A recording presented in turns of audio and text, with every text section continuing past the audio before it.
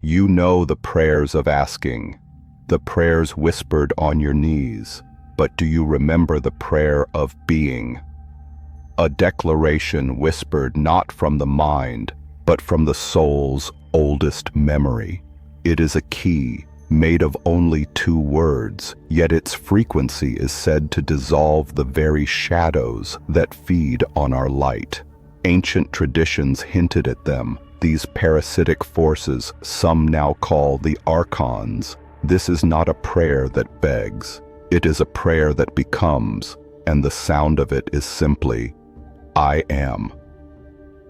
When you remember how to declare this from the altar of your heart, you do not simply find your power.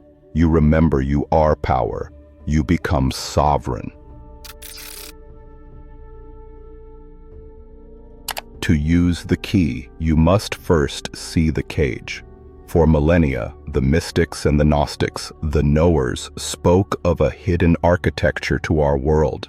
From the sands of Nag Hammadi, their words rise again, painting a picture not of a loving creator, but of a flawed artisan, a demiurge. And in his service, they saw rulers, or archons, cosmic authorities whose purpose was to manage this material realm.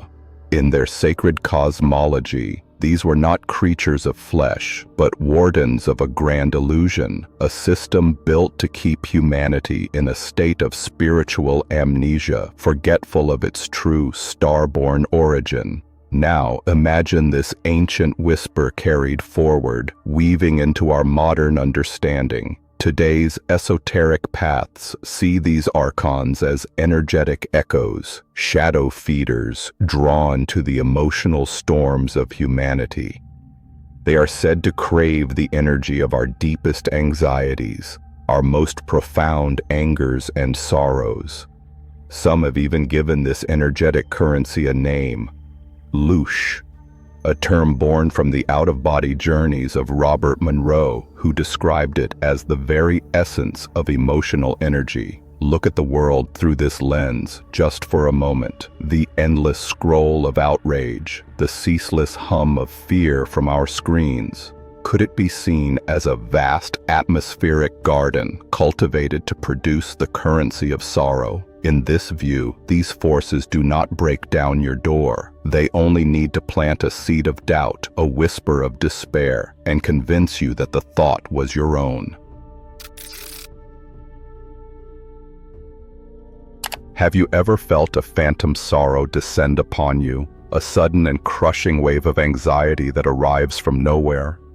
Have you felt your own light dim after a conversation steeped in negativity, as if something was siphoned away? Or have you found yourself lost in the digital river of bad news, feeling emptier with every passing moment, yet unable to look away? While psychology provides us with crucial and valid maps for these inner states, this spiritual framework offers another layer of meaning, a symbolic one. From this perspective, these moments are not random malfunctions, they are the harvest. Modern esoteric theory suggests these forces operate through a kind of silent contract. They cannot create, so they can only reflect. They cannot command, so they must influence. The whispers come, suggestions of jealousy, inadequacy, and fear.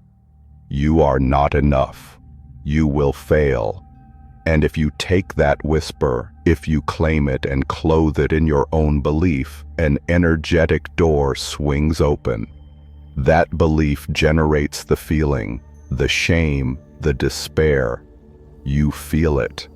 And in this cosmology, they are fed by it. Their greatest deception was not in convincing humanity that they don't exist. It was in convincing you that their voice is your own. This is the invisible prison. Its walls are built not of stone, but of the beliefs you hold about yourself. But there is a secret they never wanted you to remember. The key has been in your possession all along. What is this key that unlocks the cage of belief? According to the mystics, the one frequency that these parasitic shadows cannot endure was hidden in the heart of our most sacred stories. It is the sound of pure being, the lost chord of creation itself. I am. When Moses stands before the burning bush, a fire that consumes nothing, and asks for the name of the divine, the answer is not a name at all. It is a statement of being. Ehyeh asher ehyeh. I am that I am. Beyond the scholarly debate, mystics have always heard this for what it is.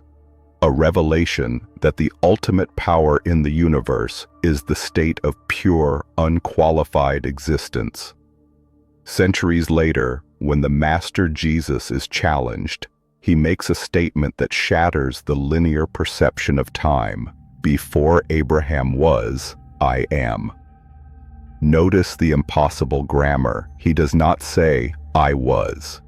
He speaks from the eternal now, declaring a state of being that exists outside of all stories.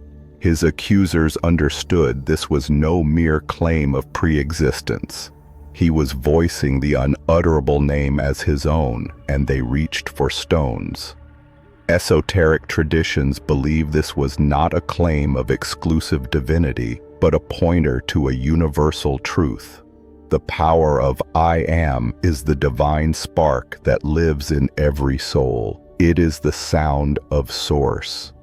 In this light, when you unconsciously say, I am broken, I am lost, I am afraid, you are using the creative fire of God to forge your own chains. You are coloring the pure light of being with the transient shades of sorrow. But when you learn to declare I am from your heart with no story attached, you are not fighting the shadows. You are simply turning on the sun. You remember who you are. And in the high frequency of that sovereign truth, a parasite has no place to latch on. This is not a mental trick. This is a ritual of remembrance, an activation of your true, unshakable identity.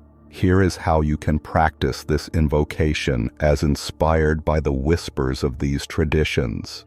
Find a space where you can be a quiet island in the stream of the world. Sit or lie down. Allow your body to become still. Close your eyes, and with each slow breath, let the dust of the day gently settle. Now, bring your awareness into your heart center, not the beating muscle, but the silent, radiant space in the middle of your chest, the altar of your inner temple. Feel the living presence that waits for you there. It is the real you, patient and eternal, beneath the noise of the mind. Acknowledge this presence. Greet it as your oldest friend. From this heart space, from this place of pure feeling, let the words form. Do not force them. Declare them with the calm, quiet authority of a returning king. Speak them aloud. I am. Feel the resonance of those two words. This is not a request. It is not an affirmation of what you hope to become.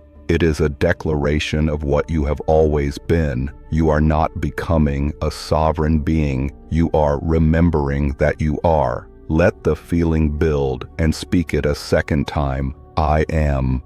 Feel this declaration drawing a circle of light around your being. This is your sacred territory. You are announcing that your consciousness is your own, your light is your own. The throne of your inner kingdom is once again occupied by its true ruler. Now, with the absolute certainty of the sun, say it a third and final time, I am. And then, be still.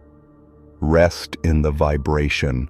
Feel the shift in the very atmosphere of your soul.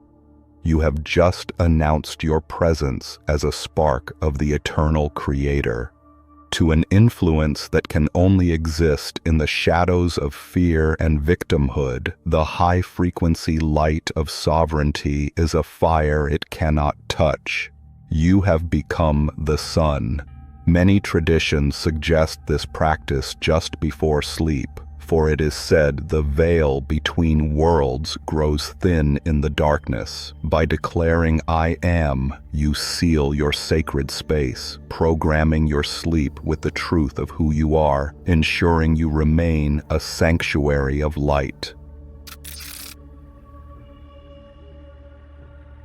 The modern revival of the Gnostic path is not a call to war against cosmic demons. It is a call to remember who you are. You do not banish the shadows with anger or force. You dissolve their hold by remembering your own inner light. You are not a battery to be drained. You are a sun. The declaration of I am is simply you remembering. It is the profound shift from believing you are a character in the dream to realizing you are the dreamer. This is the freedom the Gnostics sought, the gnosis the mystics guarded. It is your birthright. So do not just listen to these words, feel them. Try this for yourself, in the quiet sanctuary of your own being. And if this truth resonates within your soul, let the first whisper of your reclaimed sovereignty be a silent, powerful declaration in the temple of your own heart. I am. For you are not here to be a victim of reality. You are the consciousness in which reality happens. You are here to create it.